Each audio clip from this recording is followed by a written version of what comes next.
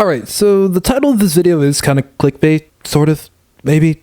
I'm not really sure yet. You see, originally this was going to be a major deep dive into the feel of cult classics from the late 2000s to the early 2010s. Everything from Project X to Superbad to Chronicle, you know, the good stuff. For a lot of these movies, it would be my first time ever watching them after witnessing years of them being hyped beyond belief. And for the most part, even if I didn't think certain projects were literary masterpieces, I thoroughly had a fun experience watching them. And isn't that truly what early 2010s media is all about? The thing is though, I felt this way about every single movie I had watched except one, and that being Scott Pilgrim vs. the World, where I was less enthralled by the roller coaster of an experience and was more upset by how it turned out. It was actually so much of an outlier for me that I genuinely believed that I was watching the movie the wrong way, if that was even possible. The confusion further stems from this being one of the few movies on my list I had actually expected to have mass thematic strengths as well. Fans go hard over this project, but it just felt like everything fell flat for me. I don't know. I know they have a comic series, but I feel like it would be unfair to judge this movie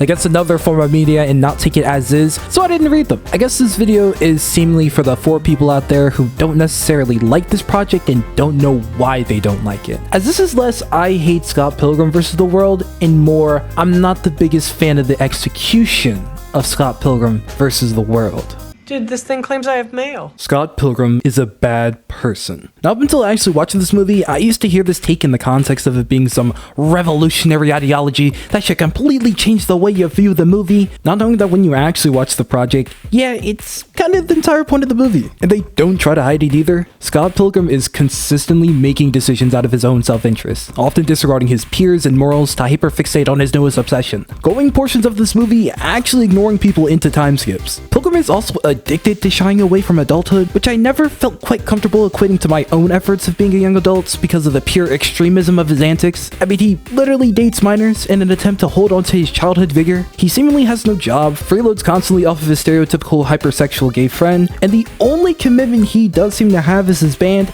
and even then, he isn't that committed to it. Outside of comedic purposes, I genuinely cannot come up with any redeemable quality of Scott Pilgrim. I mean, for crying out loud, his supposed opposite in every way is like the chillest dude ever. It's to the point that you really only root for this character if A, it's because he's the main character of the story and whose name is literally on the title of this movie, B, it's because you relate to him in some sort of way, or C, you just feel bad for him. Unfortunately for me, I don't fit into any of these categories, and so Pilgrim only serves as this nagging force that I eventually want to receive their comeuppance in the end, just sighing after every evil ex he manages to defeat. Now, do I necessarily believe that having a highly flawed protagonist automatically takes the wind out of a project? Not at all. I actually think following an unconventional perspective can do wonders when adding thematic depth and exploring those moral gray areas. Especially in a story centered around personal growth, it's nice to see change in a character that didn't already have that blatant spark of redeemability in the beginning. However, in this amalgamation of circumstances which involve taking this character and giving them that 180 while also adhering to the project's quick pacing, something gets lost along the way for me. Now again, I've never read the comics, this is just a pure look at the film from my perspective. And from my perspective, Pilgrim is just too extremist for the resolution they eventually gave us. He is heavily flawed, and while it may work for some people as they see it as relatability, another prominent subsection of people are just completely put off by the lack of lasting effects of his antics, considering that he more or less gets everything he wants by the end of the movie. Defeats the bad guy, is cool with the bandmates, is cool with the girl he exploited, then cheated on, and still gets the girl he has been chasing after in the end, even though it would actually make more sense for him to be single and work through his internal issues completely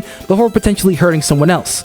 Again, for many, including myself, it's not enough just seeing this continuously insufferable character just suddenly become a better person and is immediately rewarded for it, but rather anchoring his actions a bit and actually showing lasting consequences past a death scene that literally didn't even last 5 minutes. Maybe show that his relationship with his bandmates are still rocky, but it's getting there, or show that Knives and Scott have a permanent fallout, or like I mentioned before, leave Scott single at the end of the movie. He has jumped from women to fill some missing part of himself, and so the best course of action for this new Scott that has unlocked self-respect is to figure out those prominent personal issues first before involving himself with someone else. Mirroring this giant allegory for growing up, it would be the perfect setup to show that life isn't actually a simple game, and that there's more to one's journey than simply beating the bad guy.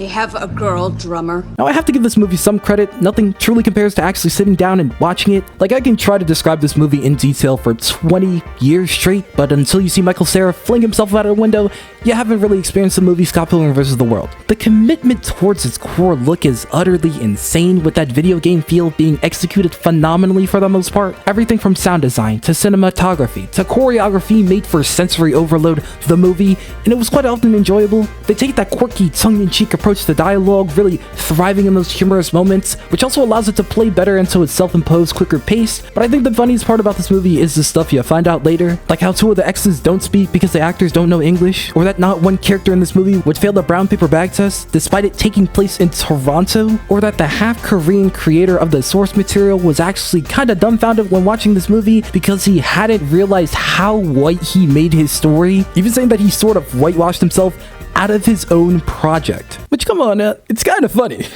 It's a thrilling ride from front to back and makes for a fun round of guess how many actors you can recognize. The parts I like about this movie, I really liked. It was just the right amount of campiness, played up immensely by the cast, and it would have been so extremely fun for me if it didn't make me so disappointed. The high tempo, quick pacing becomes the project's worst enemy at times, with everything cool that could have been done stuck in this limbo of underdevelopment. The main victim of this being the character of Ramona Flowers. Flowers is the main love interest and is supposed to be the deconstruction of the manic pixie dream girl trope, which for those who don't know are typically one-dimensional women love interests that enter our protagonist's lives and support him in some way without receiving much in return or being a real character even, essentially using flat but archetypal dream women as living dispensaries for the protagonist's life's lessons. Ramona was to be this archetype on the surface, reflecting that e-girl hipster aesthetic to pair really well with the eccentric video game feeling of this movie, but then have the story flip it entirely when they show that, oh, Ramona actually does have her own complexities and her own internal issues, such as her abandonment problems. However, with how quickly we zoom by these key character moments in the story in order to get back to Scott or have a good laugh, she ends up still serving that one-dimensional archetype anyway, but with just a couple extra steps. Like, she has that past and potential depth with her background leading to the entire plot of this movie, but she is never given enough agency to face her problems head on. Her toxic tendencies are treated as nothing more than quirky moments, and she is used more throughout this movie as a vessel to progress Scott's story than she has time to work on her own nasty habits. I mean, she literally is the damsel in distress that also gives Scott the pep talk he needs for his second life. This underdevelopment is felt from Nyes to the final battle in its entirety, and it feels like they tried to mask this flimsiness by hiding behind its nice visuals and purposeful quirky tone. And I see it works for a lot of people, which, hey, if it works, it works. However, this type of cramming makes me believe that this project potentially tried to fit content from several volumes of the source material into one mainstream movie, but I don't know this for sure, so you guys are just gonna have to let me know.